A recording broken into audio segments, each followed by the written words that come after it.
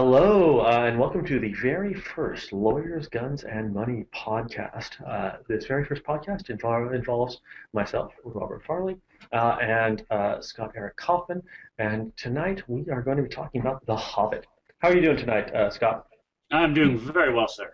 Yeah, I'm doing just fine, especially with this extra large martini here. Yes, you have tenure, don't you? I don't No, necessarily no, want in to be fact, seen drinking on camera. in fact, it's rather a sore point. I don't have tenure, Oh, and so this whole drinking could ruin my whole chances for that. But we'll see about that later. Anyway, I'm already half drunk, so I might as well keep going. Anyway, so today we're talking about The Hobbit, um, which is a movie. it's a movie. It's obviously more than a movie, right? Because The Hobbit is, and some people read The Lord of the Rings first. I certainly read The Hobbit first, and then I read The Lord of the Rings, and so it is a text which is to a lot of us, and I mean I'm not sure about your history with these texts, but I mean to I've, me, I've, I've actually never read The Hobbit. I had a Christmas tradition of reading Lord of the Rings. No, wait. I read Lord of the Rings. I've read The Silmarillion. I had a Christmas tradition of doing that every year, along with Moby Dick. They were nice winter books. But The Hobbit I couldn't. I I mean tried. this. I Well, I own mean a I copy think right back there somewhere. the admission I that. couldn't go back and read the kids' book after I'd read. Well, okay. First, it's not a kid's book. Okay, it's a Well, young adult. It's young adult fiction. I mean, first, young. okay, let's be specific about this. I mean, Hunger Games is young adult fiction, and it involves people being butchered for, Yes, public but butchery. I only wrote like 3 posts on that. So Okay, well, my only point here is that it's young adult, not children. Okay, so I just want to make sure we get that right. And second, whatever attitudes you may have towards this film that are in error and that will be demonstrated to be in error in this ensuing podcast will be because of your failure to have read the book. And I'm just going to come out and say that right now, that we now have an explanation for the existence of your impious and incorrect attitudes. Anyway, so my only point is that these are, of course, holy texts to many of us who read both The Hobbit and The Lord of the Rings in high school and well, junior. Lord of the Rings is certainly a holy text for me. I just Right. never went. I went into the Lost Tales. I went into the Silmarillion. I just never. I never Well, I went back mean, and read the Hobbit. let me posit here that you're a joyless academic, right? I mean, you decided to plow into the Silmarillion and the Lost Tales because you preferred to have this academic detachment with this universe rather than to enjoy yourself. You know, Whereas, that's absolutely correct. I actually came to UC Irvine to be a Joycean, right? mhm, And I was studying Ulysses, in which he recreates one day in Dublin, recreates if Dublin is ever burnt to the ground, they could rebuild it from the text of Ulysses. I also read a lot of Pynchon, again, mhm, a world builder. That really is sort of the mode, the Ian Banks culture novels. I mean, mhm. that's what I enjoy. So I completely agree that my preference for Lord of the Rings would be based on an academic desire to just invest myself into a world Right. and lose myself. So Well, I mean, I wouldn't disagree, right? I mean, I would say that, much my own interest in history and in sort of deep political, even though, and I think we'll talk about this, the politics of Lord of the Rings are sort of, often very deeply embedded and sometimes hard to find. But, it sparks my own academic interest. But we'll discuss that anyway. So we both went and saw this movie. You've seen it twice, or you've seen it three times, right? I've now seen it 3 times. You've not seen it three times. I have merely seen it once, but then again, I did read the book, unlike you, and I've read the book many times. Um, so I guess let's plow into one of the big questions, and the reason I think I'm interested in starting here is because you write a lot of visual rhetoric for the site, and a lot of the discussion of this film has been on Jackson's choice to film in 48 frames per second, and I only saw in 24, and so many of the things that bothered other people about the movie did not bother me because I only saw it in 24. It seemed normal to me. But I mean, I guess what are your thoughts on this whole controversy about the 24 versus 48? Well, basically, that the decision was sort of misguided from the get-go because he's not. The idea behind increasing the frame rate is to create something that's more lifelike, to increase the verisimilitude, to make it seem as if the characters themselves are real, and the effect is such that you feel more like you're on set than watching a film, or like you're watching a very poorly calibrated HD television. And I have no idea why he would do that in a film where a good half of the characters are CGI generated. Right. Because all it did was really emphasize the fact that, hey, look at that guy. He's fake. And he's talking to someone I can tell is real. The shadows are falling differently on them. I mean, not differently, they're perfect, but they're well within the uncanny valley, especially in 48 frames per second. You can hide that in 24. In 24, which we're much more accustomed to, you can hide the fact that you're talking to something in front of a green screen that that isn't there, even if it does, as Ian McClellan sort of famously said, it made him cry to be doing these scenes in front of these deeply moving scenes in front of a green screen.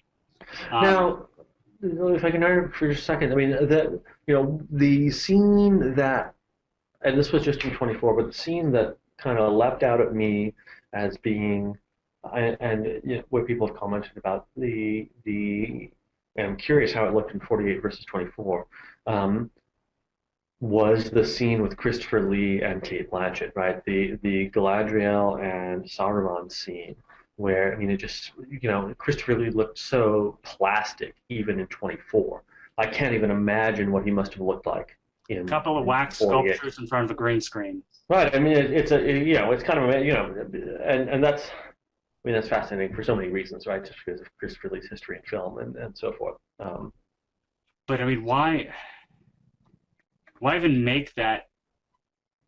I mean, the obvious reason to make the decision, I think, was probably not Jackson's, but the film studios, because they sort of wanted a repeat of the novelty effect of Avatar from a few years ago, where. I mean, really? I mean, do you think that really? Because yes, I mean, absolutely. I mean. It's okay, another selling point. Right. I mean, that's interesting because, I mean, it seems to me, and this is kind of what occurred to me while watching the disaster that was King Kong, that, and I think King Kong even made money. So, overseas, yeah.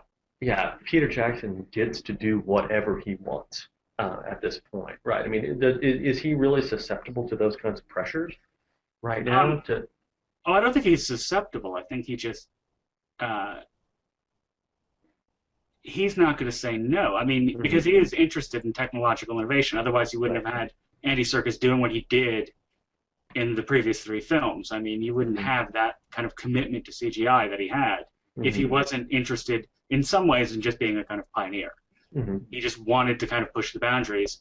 And if the studio comes and says, hey, can we film this in 48 frames per second? Would you be okay with that? I think he's going to try to think of interesting things to do with that.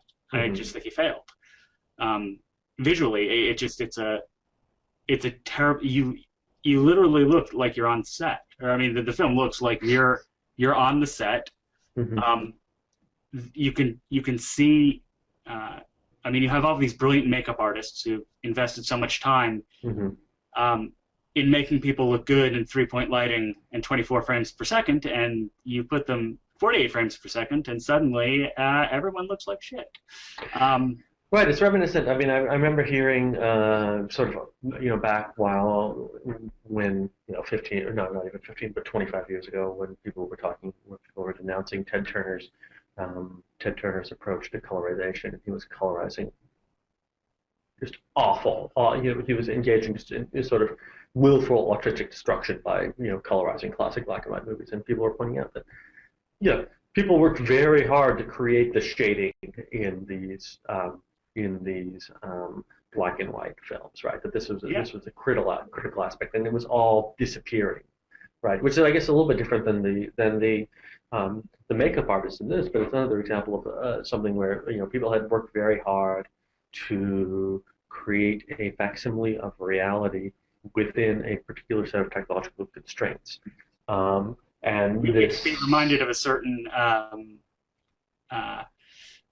old Italian woman who decided to improve upon a fresco in her church. Right? right, It's, right. it's sort of the equivalent here. With colorization, it's just you're just doing it wrong. Right. This isn't quite the same because he is trying to push boundaries, not. But I mean, it really looked awful. I cannot express how. Now, did you see the 24 or the 48 first? I saw the 24 first. Okay. Now, I mean, now? I mean, I guess was because I have read reviews from other people who have said, oh, well, I kind of liked the movie at 24. It all made sense, and at 48, I absolutely abhorred everything that happened. Well, when I saw it at 48, sort of in a professional capacity, because I wanted to. I'd never seen a 48 frame per second film on an IMAX before, so I sort of wanted to see what that looked like, and I sort of wish I hadn't. But no, I mean, I did learn a lot, especially about fill lighting, which became very, very obvious in 48 frames per second, where the fill lighting was coming from, and you're not supposed to. It's supposed to fill. You're not supposed to be. I don't know, but it was. It was an education. I just, it boggles the mind. I mean, at least with Avatar, the only palatable parts of that film were what James Cameron was doing with 3D. And the most interesting scenes were the ones where people were sitting around a table, and that table extended into the audience, and you actually felt as if you were sitting at the table as they had this discussion. That was a really innovative use of, not just, throwing fucking spears out at the audience, but getting to sit down at a conference table. That was great. But there's no room for that kind of subtlety and the scene that I would say was ruined the most by 48 frames per second was the best scene from 24 frames, which is Gollum and Bilbo. Like that encounter was completely ruined when you washed the colors, when it made it clear that, Bilbo was talking to a guy wearing a computer-generated. It's just that took sort of the heart of the film out of it, and that was the most unfortunate. Kind of added. All right, so moving on from this. I guess I'll start the next section by saying that when I had gone into the theater being fully prepared, having read a few reviews, to be extraordinarily disappointed, especially, and in fact, I even, we had comprehensive examinations the week before the Patterson School, the week before the film came out, and I was even making jokes during the comprehensive examinations, along the lines of, well, listen, somebody was crazy enough to think that you could turn a 200-page novel into three-hour movies, right? And so, what do you think about this political question regarding Syria? And it actually made sense at the time, but I can't reproduce that right now. But I'm sure that if the student were here, he or she. If she or he passed, I don't remember. Anyway, he or she would be able to, speak to this question and, explain how it made sense. But, given that, I would say that I was far more willing to tolerate the pacing than I had expected. But I gather that you do not share this view of the pacing in The Hobbit, The Unexpected Journey. No, I actually have my little numbers up here on the side for the most interminable scenes, including the initial meeting at Bilbo's house, which begins at 1638 on this totally not pirated Korean DVD screener that I didn't watch today. begins at 1638, ends at, and by ends I mean when they all tumble into the room, all of the remaining, at 28:31, which means we have 14 minutes of people entering a room Right. and being named. And that's a scene that could have played brilliantly, because it's a scene that was kind of ripe with comedic possibility, especially with an actor like Martin Freeman, who, is great at that kind of British discomfort. I mean, that's, you go back to the original Office. Right. Tim. Tim, yeah. He's really great at exasperation. And if it had gone bang, bang, bang, and you had let him react, it would have been fantastic. But instead, it just kept getting dragged on and on and on, and that it wasn't good. I can see that. I can see your case. You got a case there. I mean, I can see that argument. It's just a wasted opportunity more than anything else.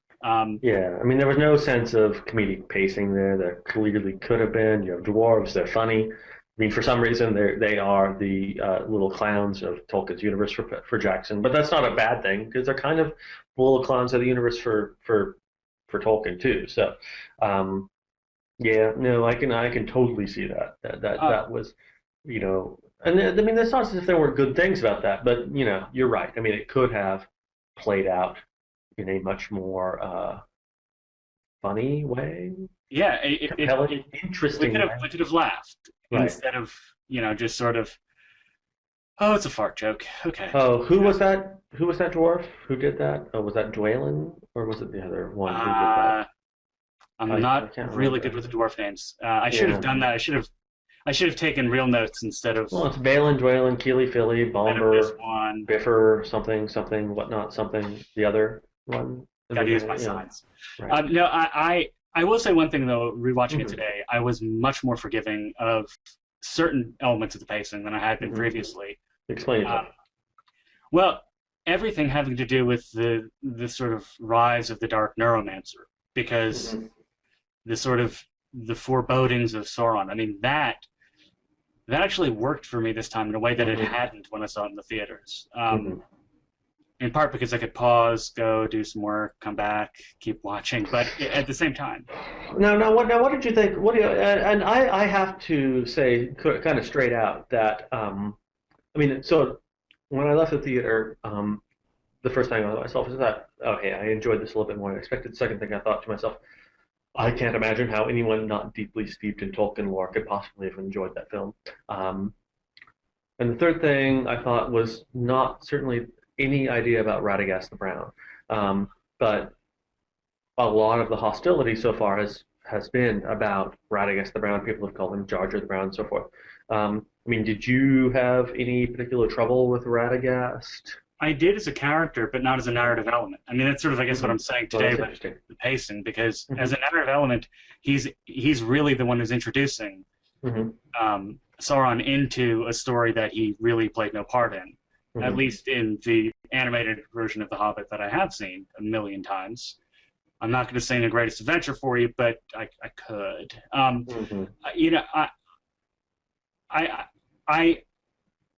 As a character was sort of stupid, and I think it was Stephen Colbert who was the talking rabbit who said, "Let's go."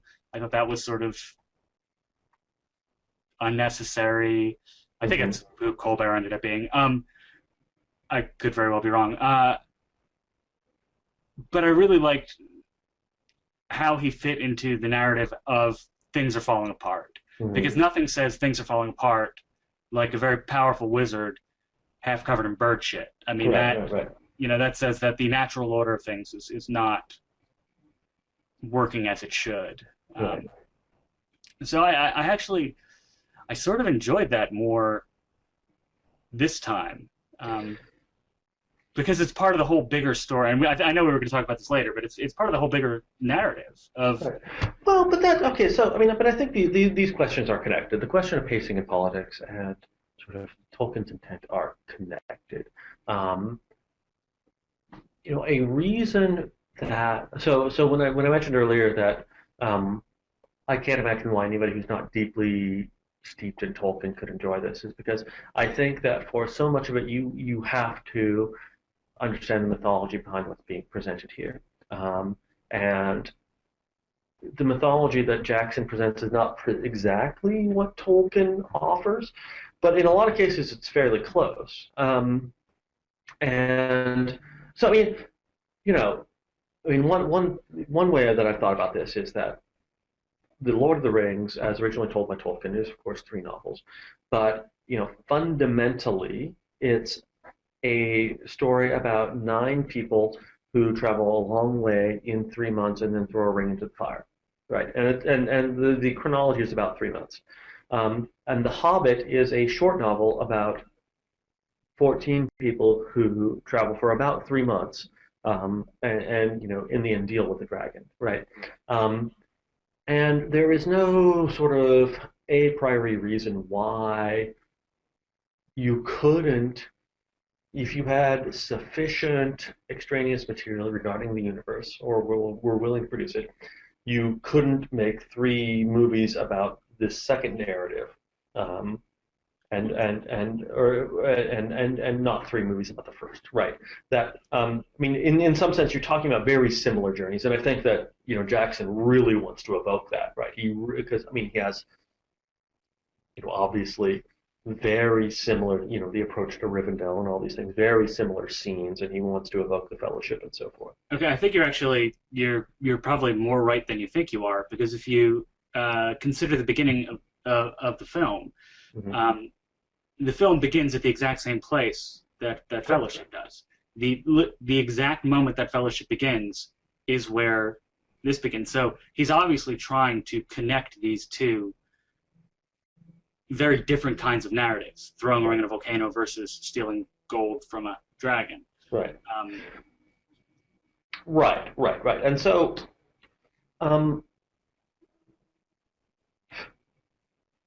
I found this to be sort of almost against my will and surprisingly a much more political account of Middle-earth than Lord of the Rings. And let me explain it, what I mean by that.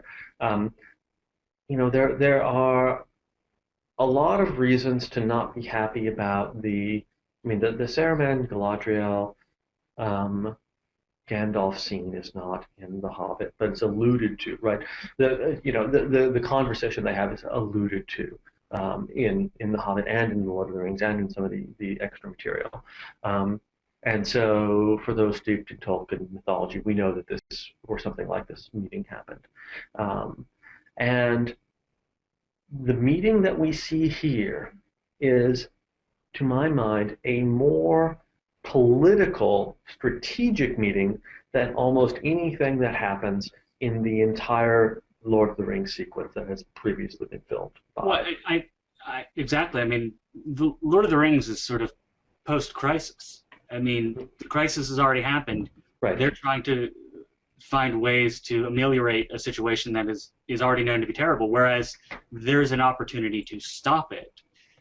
The Hobbit. Right. Well, and in The Hobbit, there is, and we don't know, right? Because so in mythology, by the time we see this, by the time The Hobbit happens, Saruman has already turned evil, right? He's already searching for the ring.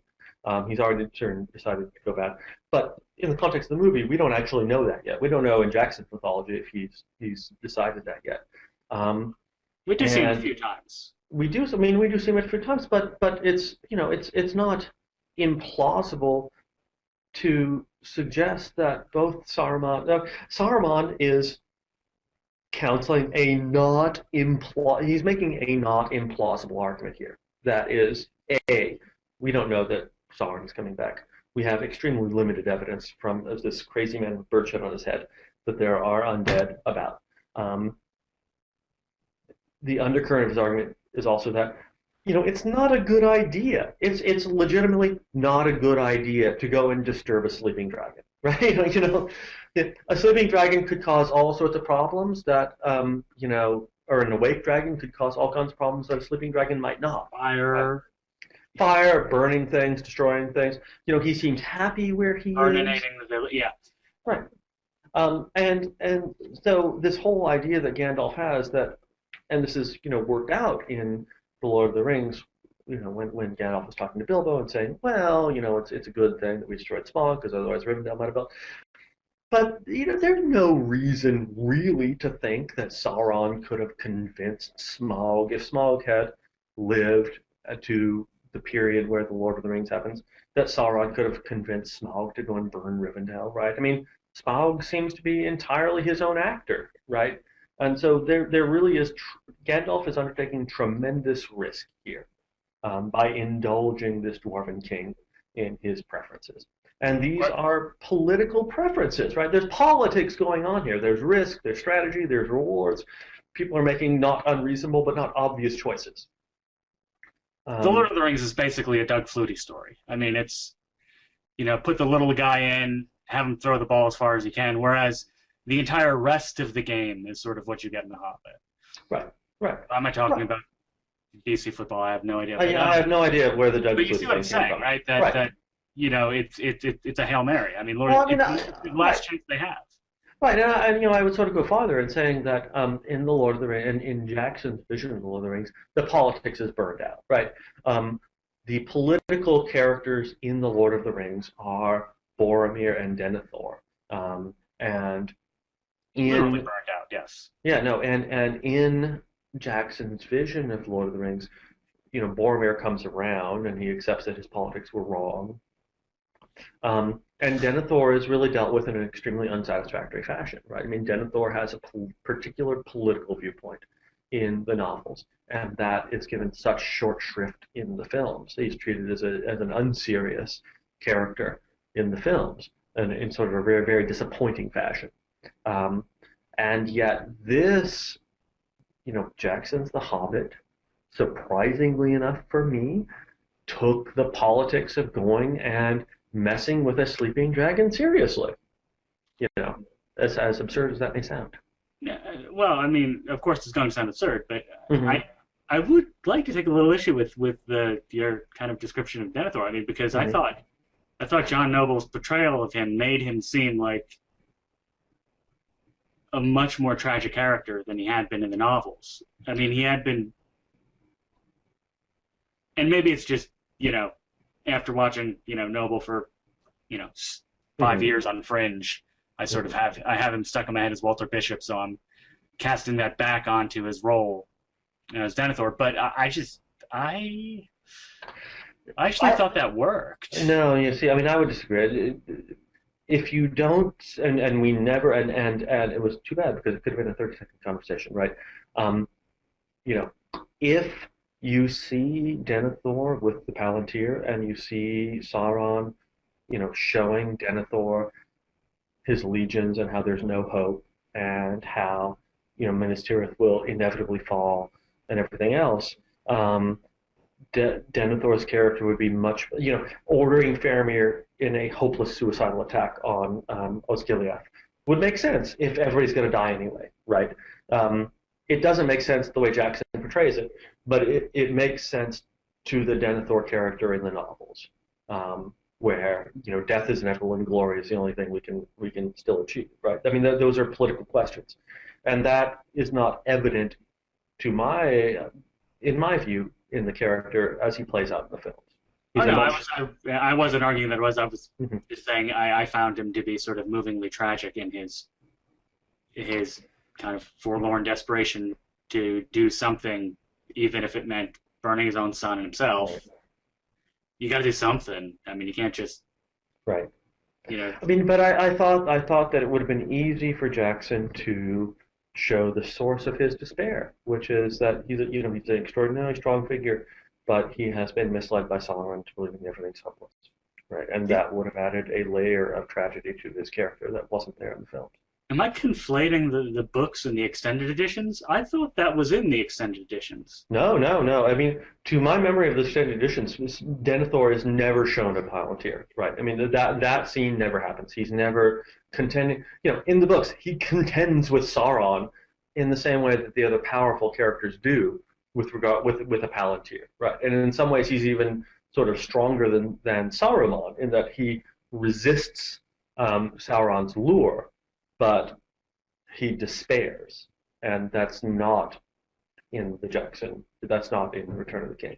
Again, like I said, I might just be conflating the books and Right. The extended editions, because the books of Lord of the Rings I have read probably 18, 19 times at this point. Right. I mean, I guess I'll believe that of a person who's never read The Hobbit. You know, I'm sure. Well, yeah, I have probably a true. very, very beautiful edition of it. In fact, I have a very beautiful edition of it right here. Oh, I have this lovely unread copy of this book that we happen to be talking about. So, Yes. Yes. The Hobbit by J.R. Tolkien, but This is almost like an Onion article, right? You know, English professor has unread copy of Hobbit on shelf. yeah, no, we don't need to play humiliation. I've done that enough times. Tolkien scholar has unread copy of Hobbit on shelf. Yes. I don't know how to follow that. Keep going with politics, I think. Right. So anyway, so I thought this was, you know, there were politics in this movie in a way that there weren't in Lord of the Rings. Now, I mean, you had suggested what Jackson's trying to do here is to create sort of a more and this is a sort of a minimal achievement, I guess. Perhaps a more compelling 6-film sequence than, and I don't think you mentioned this, but than Lucas, right? But that he's envisioning this as, you know, a 6-film sequence. Yeah, I think so, and that's why you have, and I think that's why I wasn't bothered by the pacing rewatching it today, is because I think it's pretty clear that he's trying to introduce Sauron as a sort of menacing, looming figure who is going to be casting a shadow over the next 2 movies as well, such that when you get to Lord of the Rings, it's not just, oh, there's a giant flaming eye. What's that? You know, but it actually will be a nice, cohesive narrative all the way through. And I think that's that makes it a little more compelling. I still don't want to see any more rock giant fights.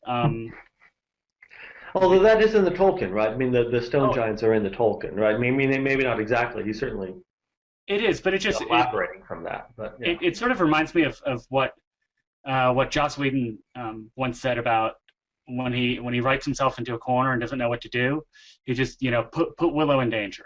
Just find something, put her in danger, and we'll write our way out of it. And you know, that sort of seemed like a scene where the only point was, look, they're still in mortal peril, which we knew that. Right. They hadn't been out of it yet. They were fleeing from a kid. I mean,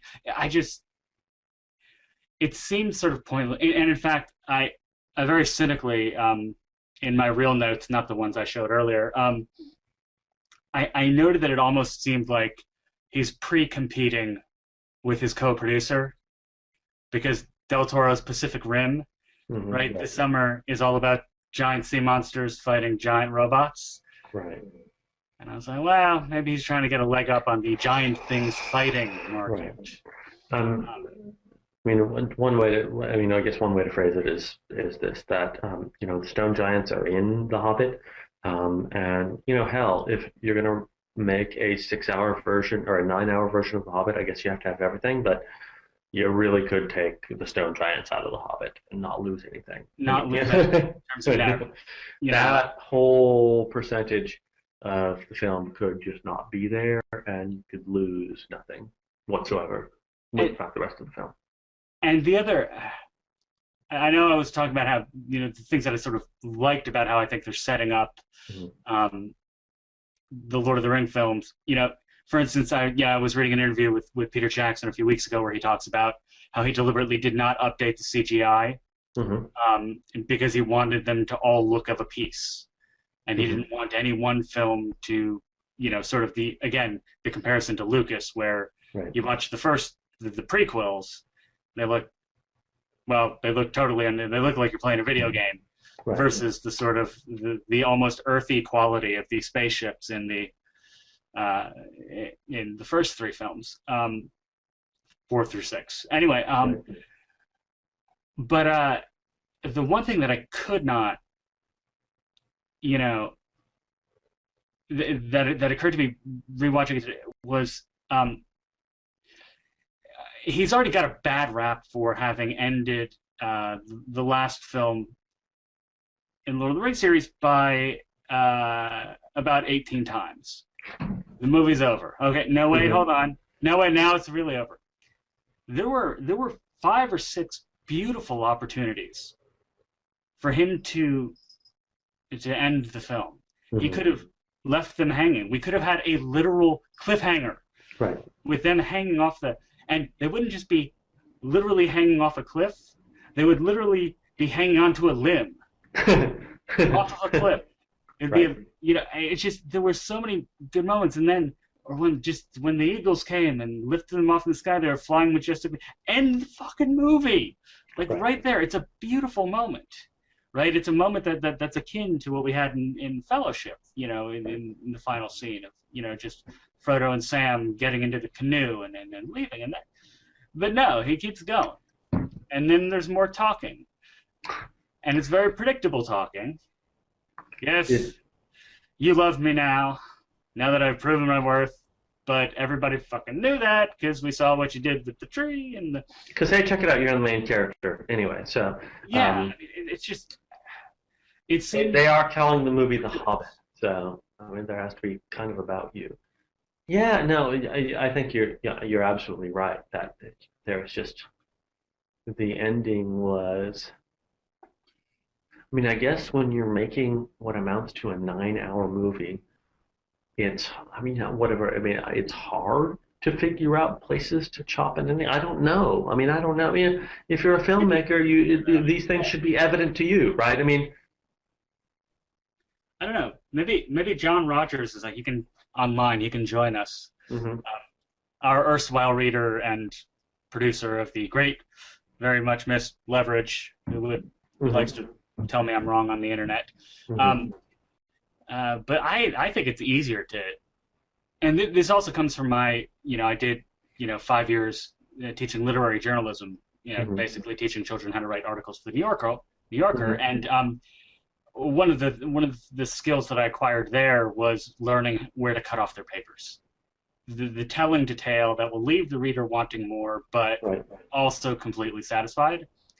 And that's actually really easy. The hard part is like making everything. That's the difficult part. Figuring out where to effectively end something is sort of easy. Well, I say that, and yet I watched Looper the other day, so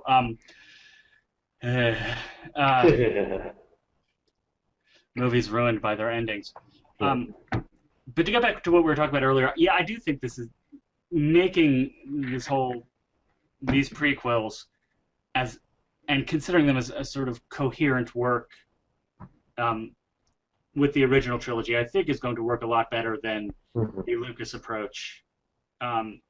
If you're going to be going backwards, you don't have the luxury of Harry Potter moving forward. Right. But it's going to work. It's going to work better for obvious reasons, right? That Jackson does not have the luxury of going back in time and inventing midichlorians. Or anything as absurd as that, right? He has enough respect for the mythology that he holds to, not entirely, because obviously he diverges from the story of the Witch King of Angmar and so forth. But he has enough respect for the mythology to hold the first 3 together as sort of, sensible chapters of all of the same story. Right. Whereas, for whatever reason, Tolkien or Lucas wanted to invent, wholly new backstory for this universe that was just not even implausible. Implausible is the wrong word, but useless, right? Yeah. Useless, absurd. There was actually a wonderful article the other day that I was reading about the proper order in which to watch the Star Wars films. And you go Episode 4, New Hope, Empire, and then you go to Episode 2 and Episode 3, which functions as a flashback, and then you go to Return of the Jedi, and you just cut out the midichlorians. You cut out Episode 1 entirely, no pod races, no. and the series actually works as a sort of moving story. Oh yeah, no, it's perfect. It's perfect because, I mean, one, it creates a great deal of distance. It recreates the distance. If you're as old as I am and you remember the distance between Empire and Jedi, there was, Han Solo was in carbonite for a long time. He was in carbonite for the 3 years between when I watched Empire and Jedi. And all that time, Han Solo was in carbonite. But if you just watch those in a row, then he was only in carbonite for like, I don't know, 30 minutes. Right. But if you watch it the Slash version, then he was in carbonite for a long time. Yeah. And what's actually interesting, the first one I saw was Jedi, because that's the first one my parents took me to, because I was only like 6 years old or something. So I had no clue what was going on. Like, I thought it was the greatest movie I'd ever seen, without any knowledge of what was. I loved the fact that they had these improbable swords, lasers that only went 4 feet and stopped, and that was great. That was awesome. But well, you keep going. The thought one comes. Well, so the second thing is that one of the softest and it's unfortunate this hasn't received more attention, because one of the greatest reveals in film history has to be the I am your father, right? I mean that's so, it's just, even though his name is Dark Father, it's like, check it out. Oh my God, he's Luke's father. That's so shocking to me, right? Yeah. And that's something that would be ruined if you watched them in sort of the 1, 2, 3, 4, 5, 6 order, right? So you would never want to do that, because it's actually recreating the narrative tension, and this actually kind of segues nicely into something we'll be talking about in a few weeks, which is Game of Thrones, in which George R. R. Martin has given the writers and producers of the show the luxury of doing whatever the fuck they think is going to work best on screen. Right. And I think part of the reason that the Tolkien is, to the extent that it's a lot clunkier than Game of Thrones, in a narrative sense, is because of the reverence for the dead author. Because we can't violate his wishes, because we can't ask him if he would be okay if we changed this around. Whereas Martin seems to be the kind of storyteller who, when he's writing, is actually really interested in telling the story in the best way possible, even if it isn't faithful to the original. Right, and he's sort of interested that Chris Tolkien has come out sort of denouncing The Hobbit and so forth. But here's my point, right, with regards to the Star Wars things, that the Luke, Leia, our brother and sister, is one of the weakest reveals. It's a hideously weak reveal, right? I mean, it's just, and check it out, Leia is my sister. Well, they're trying to top the. I guess, yeah, and they fail. It fails utterly, right? In Jedi, it fails utterly, right? I mean, it's just, I guess that's not when I was 6 years old, but yes. Okay. Well, it failed with me. Okay, that's just my point. Maybe, I don't know. Anyway, but I think it's a very weak reveal where he says, you're my sister or whatever. I can't even remember what he says, right? It's that conversation they're having. But I don't know how I would have felt about it, right? Because when you get to the end of the third movie and she gives birth to twins and it's Luke and Leia, right? I mean, that's a whole different reveal, right? Because they don't, I mean, people who have never seen those before don't realize that Luke and Leia are brother and sister, right? And so that's an interesting reveal at the end of the third movie. I think I think I might actually do this. Right. I hadn't seriously considered actually going back and rewatching it in this order. I just thought it was an interesting idea. But no, you're right. I think it will work better in a narrative sense. Right. I mean, think about that. The Luke and Leia reveal, right, which is weak in Jedi but is much stronger in Revenge of the Sith. But is, because everybody who's seen Revenge of the Sith has also seen Jedi, but pretend you hadn't and think about how that reveal might be. Well, this is part of my, and this is something maybe it's just me, but I think those reveals actually get more moving the more times I see. I don't. The spoilers seem to get better with time for me. I mean, I very famously spent 3 years watching nothing but Batman Begins, because just that moment where he's on the roof and he repeats back to her, right, what she told him. Like, that's a great moment, and it only gets more moving the more times he makes it. So I think it could still work, and that's what I'm saying. I think I might go rewatch it this weekend if I am finished catching up from all the flu and have time. So let me drag you back to The Hobbit for a second, given that that's the whatever, this is our podcast, we can do whatever the fuck we want. But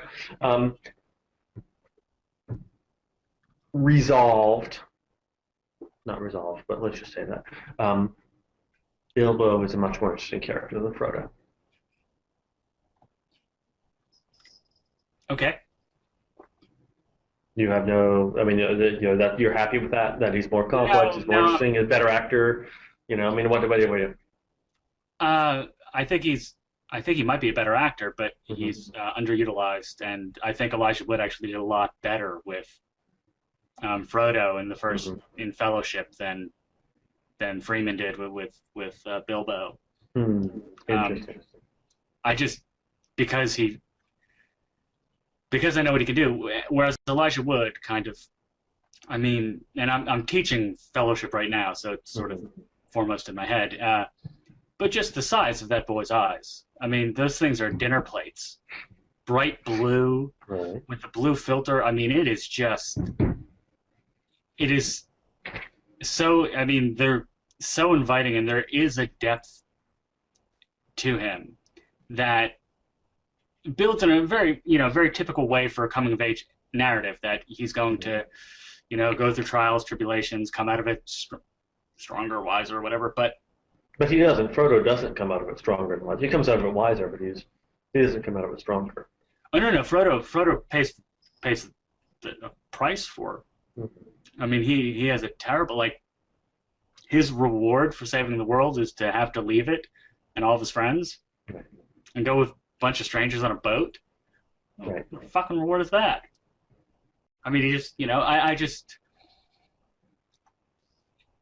and again, I think Frodo's a much more tragic character, but generally, I would say Bilbo's the more interesting one. He's the one who wanted to leave, versus Frodo, who very reluctantly sets off. So I think that just, a more active mind, you could say.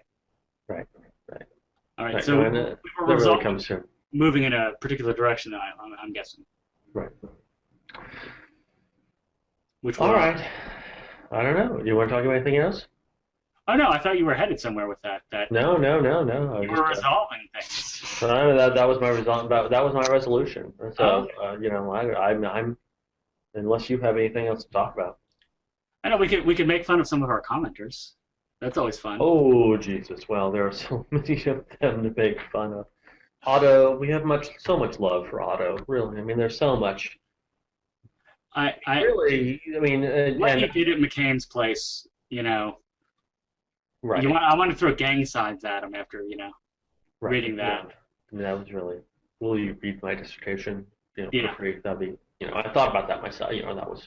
That was genius. And also the fact that, the country in the world that has the highest time on site per page view is Ghana. Right? Strangely enough, that happens to be, and it's like 23 minutes or something like that, as opposed to 2 minutes and 45 seconds for the United States. That's a lot of love that we have for Otto. So, Otto. Hi. We haven't worked out a gang sign for LGM yet. We don't know what our official gang sign is yet. I mean, maybe. Our next podcast will be Loomis versus Loomis on the Super Bowl, and so maybe they can work out a gang sign. So I'm sure it'll involve sticks, and I'm not quite sure how, but right, exactly. Crosses, I don't. But all the other commenters, of course, we love you, or not. I mean, what am I to say? So. Yeah. I mostly like them, except when they take over my Lord of the Rings posts by only talking about racism. Like the 5th one in a row. Right. Oh, they told me last time if I mentioned not to mention race, that's mentioning it, so I shouldn't mention it. at all, Well, we'll listen, talk about it. listen. And I haven't written it yet because, whatever, I have other things to do with my life. But I have a long Dungeons and Dragons oriented post about James Scott to write, which is about orcs and mountains and how we should interpret ungoverned spaces in Dungeons and Dragons campaigns. And that has a lot of sort of racial aspects to it and a lot of nerdliness to it too. Let's be frank. Which is we need more of, because I sometimes feel like the lone nerd. So Right. I mean, Christ. I mean, people read Lawyers, Guns, Money and think it's written strictly by hipsters who wear hats and so forth. So, we want to dispel that image. I did pull this out though. I do have one of these. That's a stick. It's a very large stick that I've had for a very long time. Scott Kaufman, I like your stick. I'm a wizard. I I have a stick to prove it. Right. Okay, I think this went pretty well for our first ever Right. Lawyers, Guns, and Money podcast. Well, I mean, you don't know. We'll see whether people like it or not. And so, people, if you like it, then say so. If you don't, then say you hate it. We'll still do more anyway. Yeah, so we're gonna do. feel free to say you hate it. Yeah, we're It gonna actually do more. sort of inspires us to write more. Yeah, we're gonna do more. We'll do more whether you hate it or not. So.